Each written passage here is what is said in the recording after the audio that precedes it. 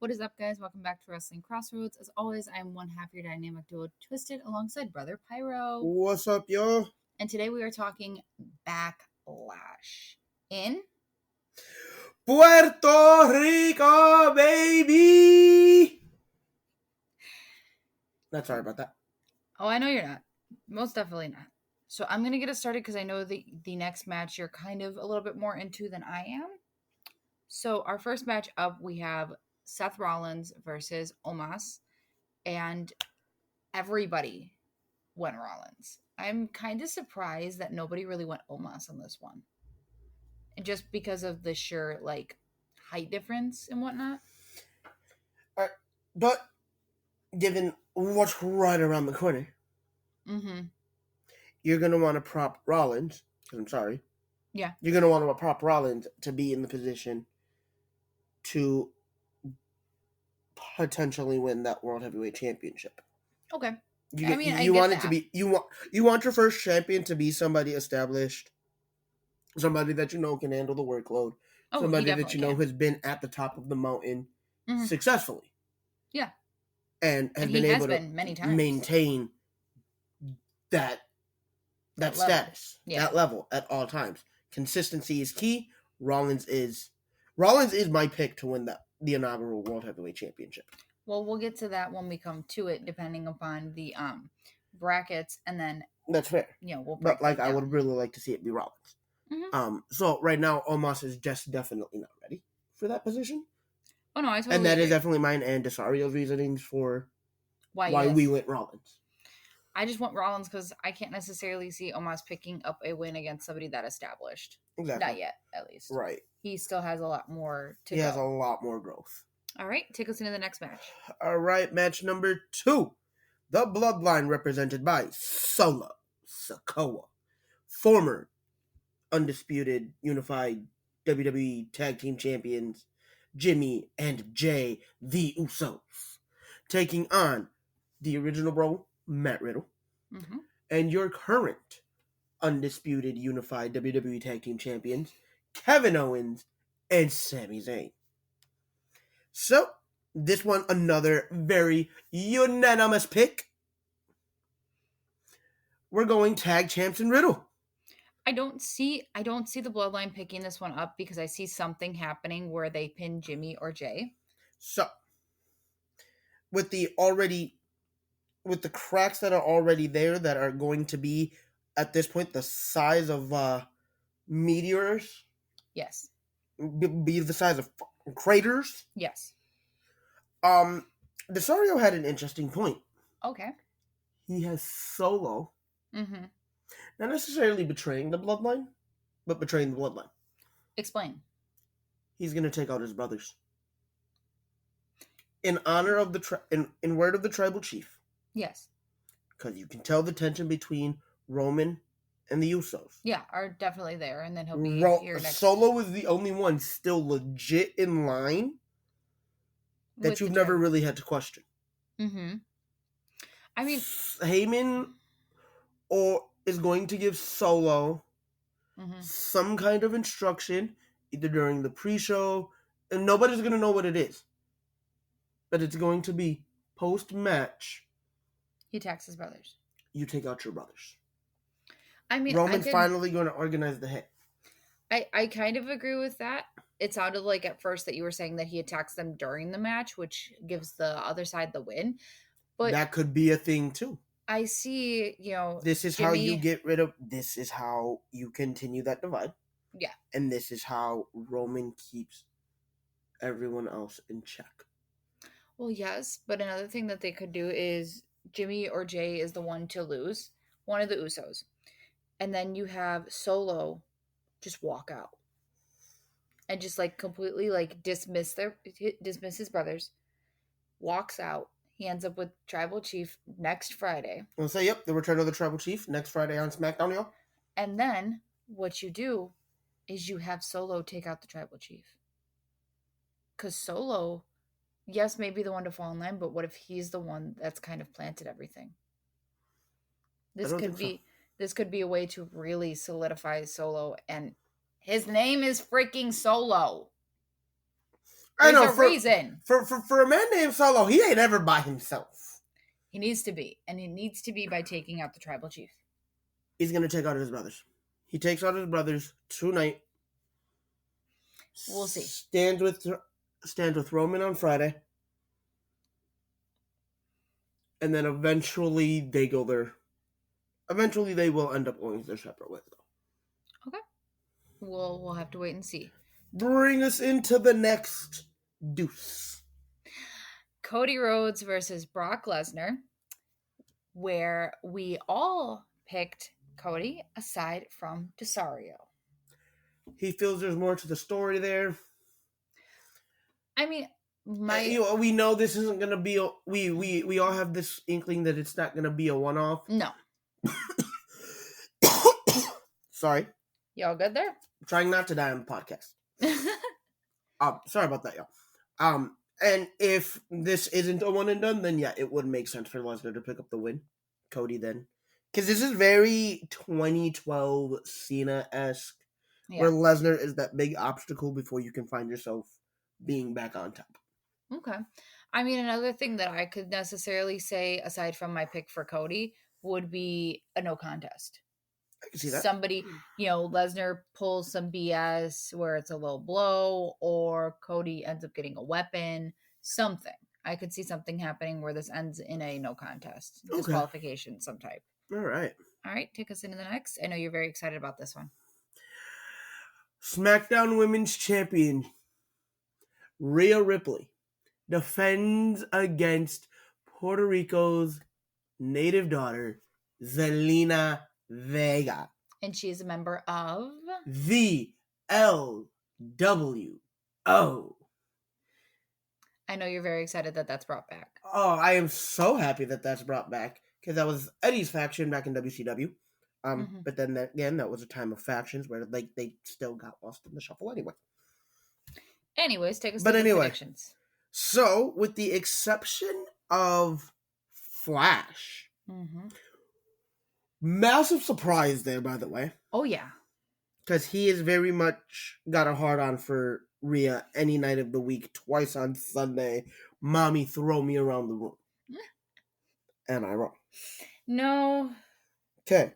Not at all. But the fact that he chose Zelina to walk out of Puerto Rico, your new SmackDown Women's Champion, really says something. What does he know that I don't?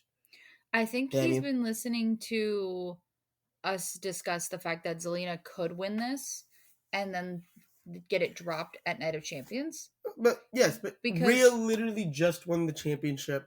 Yes, but even you've said it before. What was the reason that Jinder won the WWE title? Where did he win it? Where were they going? That was a publicity stunt for them to gain momentum in the Middle East. Okay. That could be the same thing here. See, but here's the difference. When you're trying to appease the ruler of a country, because the ruler of the country is the one paying you, you're going to do what he wants. This isn't necessarily that same case. You don't necessarily know what's going on behind closed doors, though. They could say, hey, the only reason that we're doing this so many years later is if Zelina takes the title at least once. Like I said, I'd love to see it. I'd love to see it. Oh, yeah. But we know it's not going to happen. No, in my heart of hearts, I am going to be cheering Zelina that entire match. But in my head, I know it's going to be Rhea. That it's going to be Rhea. You're going to continue to try to solidify her as SmackDown Women's Champion. It's also a great underdog story, too, on Zelina's part. And this is where we're at. Plus, think about it this way. The LWO, including Zelina, is on SmackDown. Bianca Belair, who is your current Raw Women's Champion, is on SmackDown. You're going to need a women's title on Raw. So unfortunately, as a product of the draft and piss poor booking decisions, you've kind of already got the writing on the wall and cemented your winner for this match. Because you're still going to need that title on the other brand. Yeah, and we'll get to more of your pyro rants on all of the draft after we do our predictions here, okay? All right, bring us Okay. into the next. Next one is Raw Women's Championship, Bianca Belair versus Damage Control's Io Sky. The irony of the Raw Women's title being put in a match with two SmackDown superstars.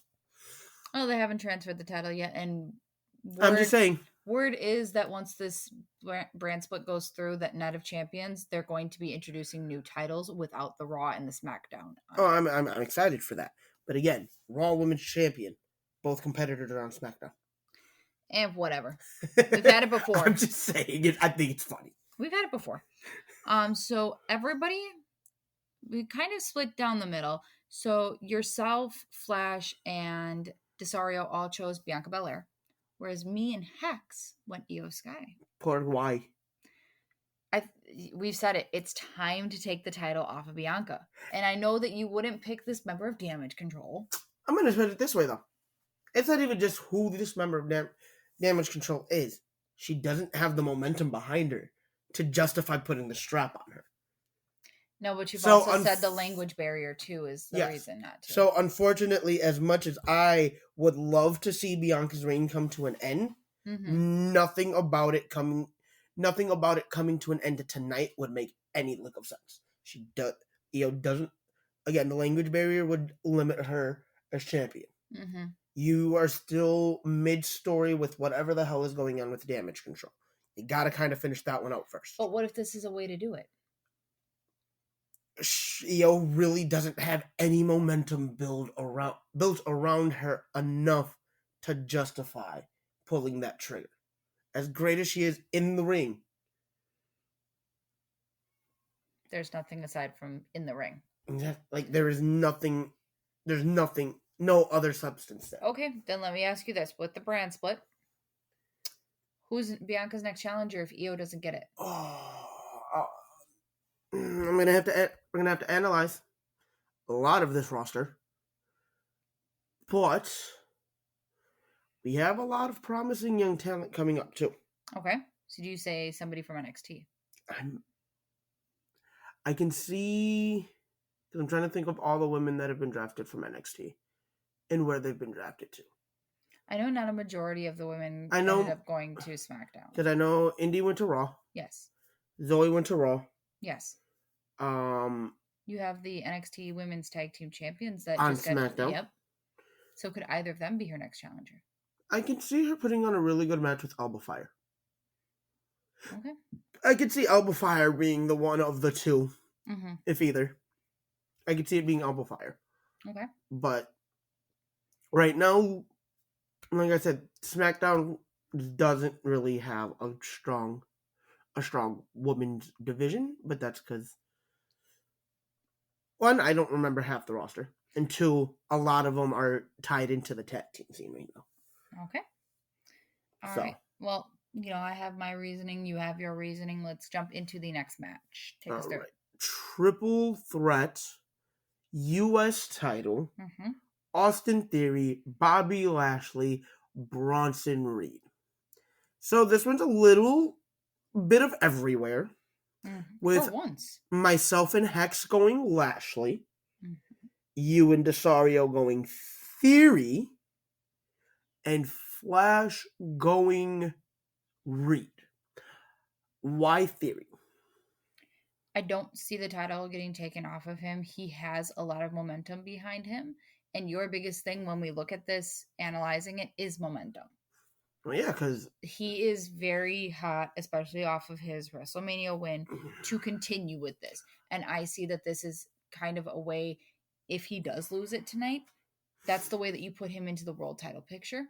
However, if he doesn't, that means that they're saying, you're not there just yet. Here's all right.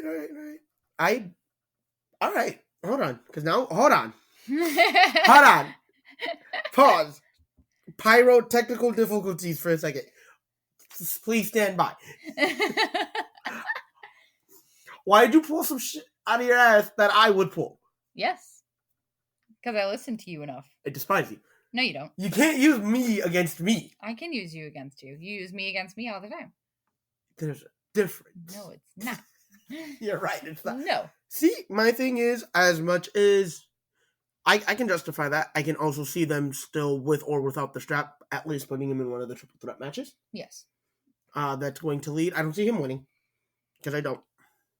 But I can see them putting him in the triple threat match just to see how he's handled the pressure with or without the U.S. title. I mean, he could win one of the triple threat matches and then go on to the end of the night and lose there.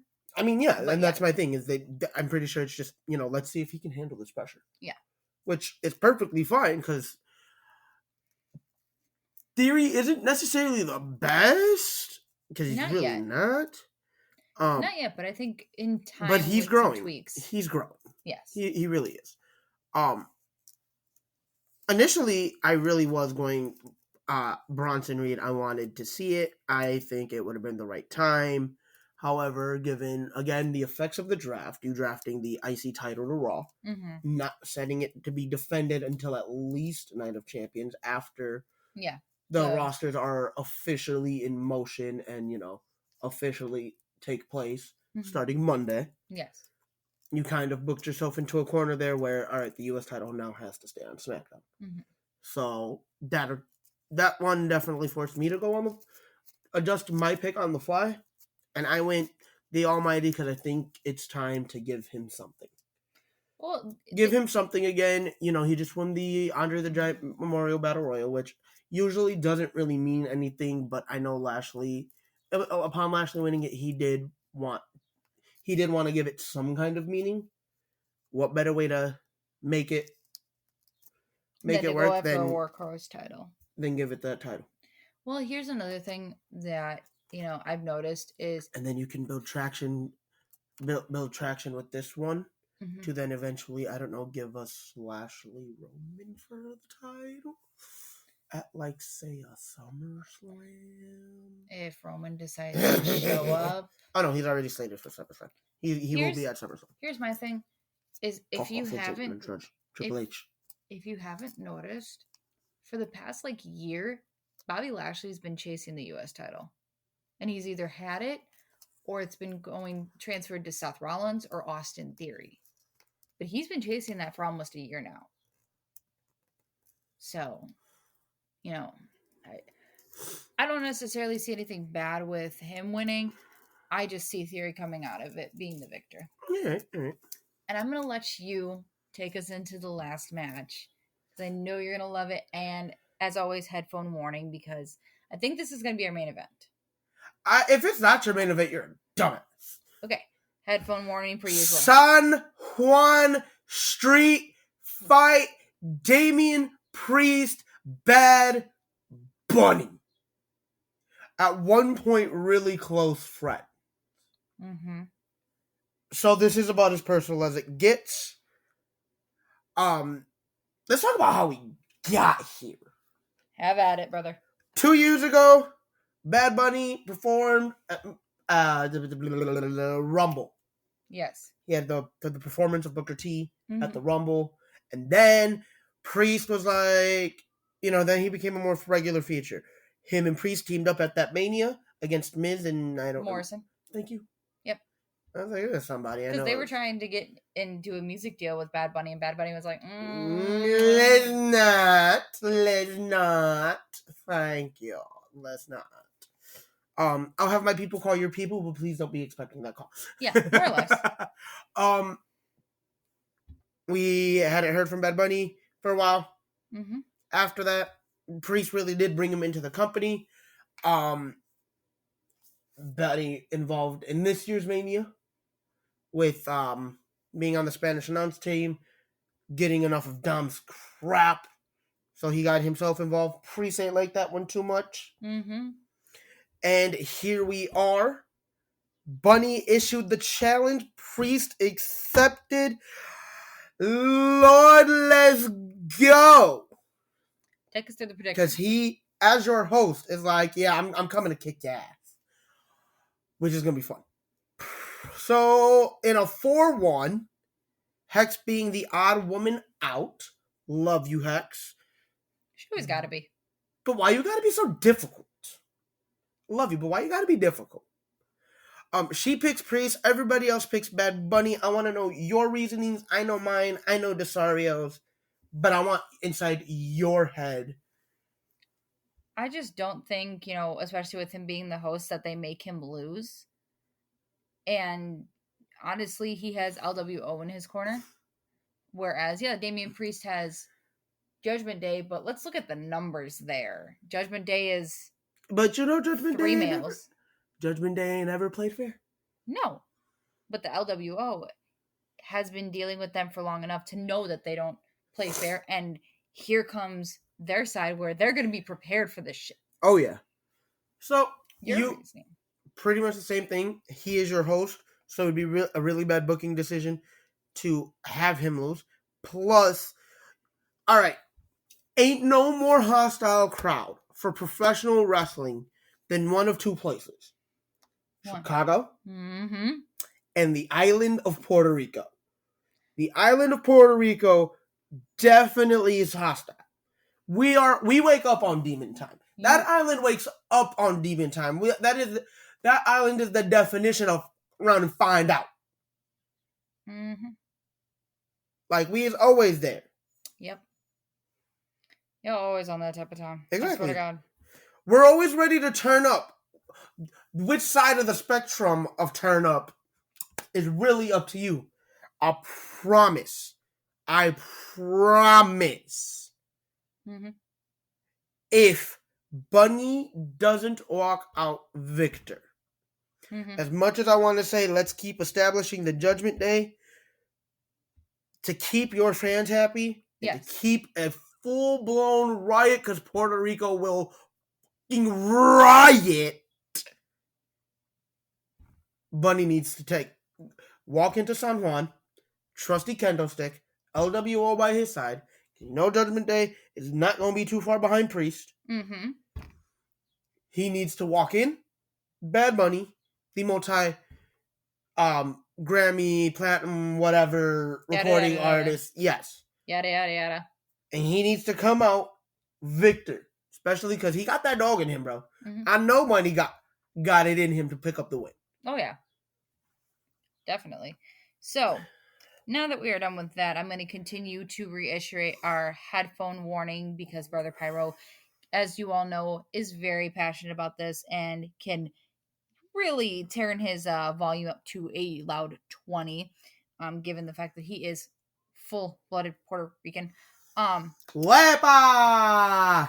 And we're going to continue this with the draft. I think I've given a lot of my draft opinions via social media. I never did make that TikTok video. By the way, we have a TikTok page. Please go follow it. Wrestling X Crossroads. Thank you. I mean, more or less, your tournament. So the tournament, I did make sure I acknowledged it on TikTok. I went a full 3-minute. I'm glad they didn't have the 10-minute video as an option yet. Because I'll promise if they would have had that 10-minute video. Yeah, I'm aware. That would have been a 10-minute TikTok talking about how Triple H don't make a goddamn lick of sense. World Heavyweight title is supposed to be on Raw. That is supposed to be Raw's championship. Why the hell? You got 2 triple threat matches on SmackDown and somebody representing SmackDown that's going to represent SmackDown in the finals for a tournament. For a title, in a tournament, for a title, that's not even going to be on the SmackDown brand. Because what if the person that goes to represent SmackDown is fucking Roman Reigns? Then we lose all 3 titles.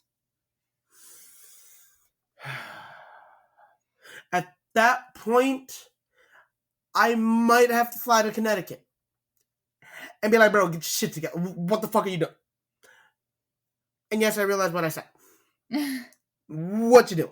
Please don't do this. Overall, I'm happy with how the rosters played out with the draft because they're a lot more even. It's not going to be a clear cut like, this show is better than this show. Yes. Like, your talent is really like, I'm loving every second of it. Speaking of the draft, a name that we haven't seen in a while, a face that we haven't seen in a while, resurfaced yesterday. Yes. And in his first official match on the main roster is taking on Baron Corbin next week on SmackDown. The only man who is an involuntary free agent. I want to point that out. Baron Corbin is an involuntary free agent because he never got picked up. Baron Corbin is also the last person to ever pin Roman Reigns. I still have to point that out. That it was Baron freaking Corbin. Yeah. Back in 2019 to ever pin Roman Reigns. So with that logic, though. But that's also because Roman decided to say deuces magooses once the pandemic hit because obvious medical reasons. Right, so. Like, bro, my dude is barely made it to remission. And he had for his fresh leukemia. Twins at home. Right, like, I'm sorry. That I totally get. I was going to say, I ain't even going to be mad at him for that one. Because I would have done the same damn thing. But I could see that that's one of the reasons why he, So with that being said, Roman, in the last 4 years, has had 3 losses. Only one of them has actually been, like, his shoulder's pinned to the mat. The other 2 have been disqualification. Seth Rollins. Yes. Xavier Woods. Baron Corbin. Rollins has had his title shot. Woods, we know, is not going to... Bruh. For shits and giggles. For shits and giggles. Let's throw one out to Baron Corbin. Let's throw it out to Baron Corbin. He is the last person to have pinned Roman. 1, 2, 3 on the mat. So why not? Why not? What are you going to do if Baron Corbin wins that 1, 2, 3?